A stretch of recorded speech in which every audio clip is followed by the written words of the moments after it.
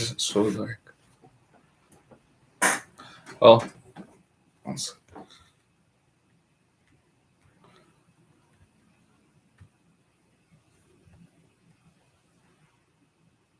Well, good morning, Trade Pros. I don't know why it's so dark, but I'm doing it from here. Good morning, Trade Pros. Hope you guys are doing okay this morning. I'm Fadi from Trade Pro Academy, back with another YouTube market update for you guys. Hope you guys are doing okay. This morning, in today's market update, in Japan markets up 0.2%, Hong Kong is down 0.4%, China market is flat, and in Europe, midday London down 0.3%, Paris down 0.2%. And as far as the futures, the Dow Jones is down 0.1%, and the S&P is flat, Nasdaq is up 0.1%. For today's economical calendar, we don't have anything. 8:30 we had goods and services trade came out this morning at 8:30, and this is pretty much it for the rest of the day. As far as the major news in the market for the last couple of days, we didn't have an update yesterday, so I just wanted to bring this up. The oil price cap, the G7 came together and they agreed that they're gonna cap the oil prices at $60 a barrel. And we kind of had this news. We knew this news is coming out for a while now. Just yesterday is official, December 5th, that this already came into application.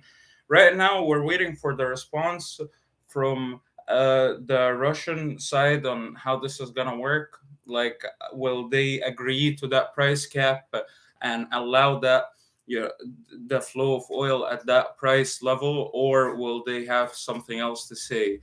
As far as the Kremlin, they responded.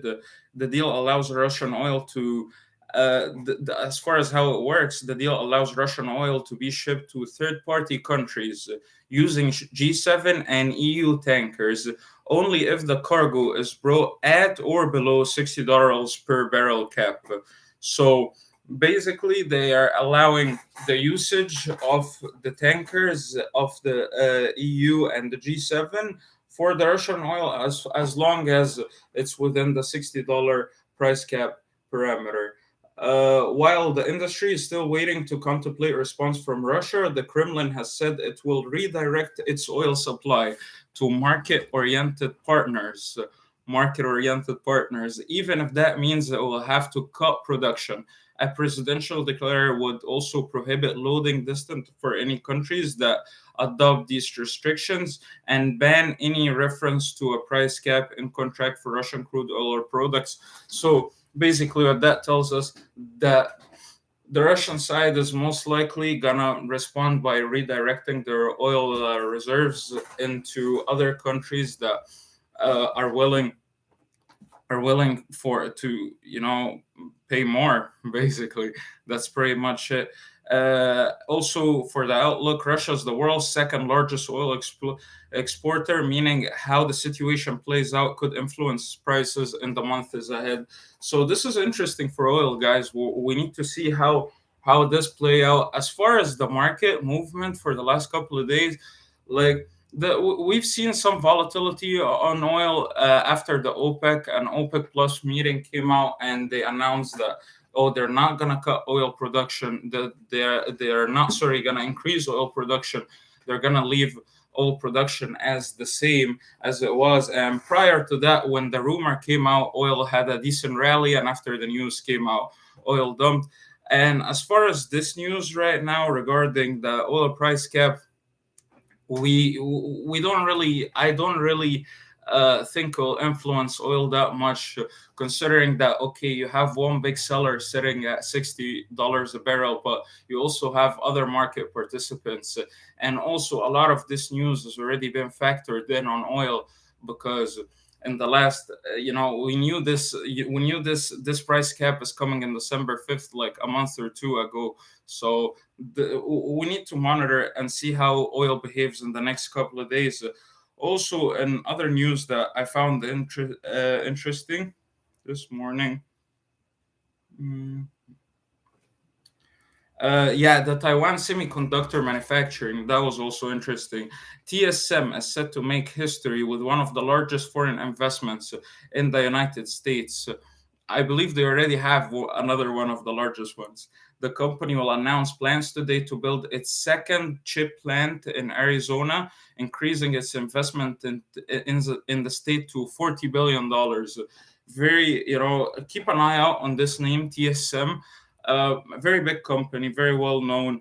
The huge investment coming in. Also, the event will be attended by President Biden and as well as the CEOs who will benefit from the increase in the American chip company.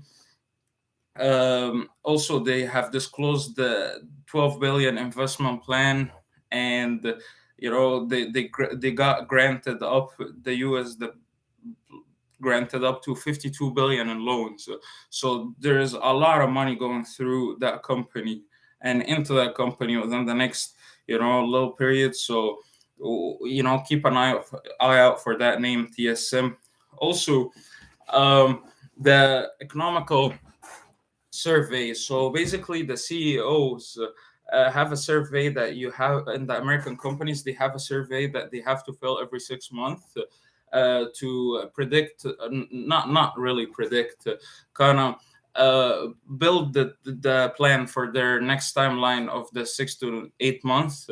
So as far as what they're saying, they're expecting the next 6 months a decline of 11 points from the quarter to 71.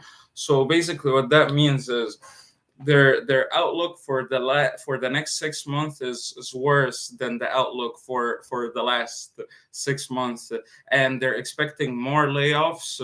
And increasing costs of labor and a softening in hiring process, and that just like kind of confirms officially confirms that the recession thesis for 2023.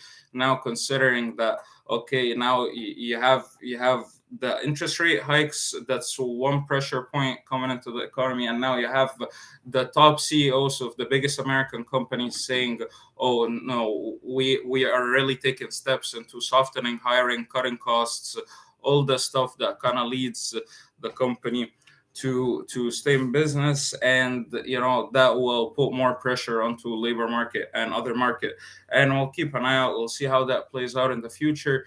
As far as the S&P 500, we're really just not summer conditions, but we're very slow right now. Market is moving, just oscillating around the 4,000 point, between 39.96 and the 4,000 point. We have a big level at 40.25, 40.24, decent level that I'm gonna lean on today for the pivot. We'll see how it plays out. And that's it. That's pretty much all I got for today's market update. If you guys want to know more and learn more of our setups and our trades, join us at TradePro Academy. And I'll see you guys tomorrow. Ciao.